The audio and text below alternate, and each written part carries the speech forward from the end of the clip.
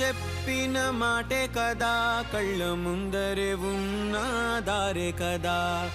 తొందరే ముందన్న తీరొద్దికా, కష్టపడ్డోడికే దైవం తోడుండదా. మట్టి వాసన గుర్తుంచుకోని తండ్రి ఆసే దాగుందిగా. చిక్కి చితికిన విత్తనంలో ఓ వంశవృక్షమే దాగుందిగా.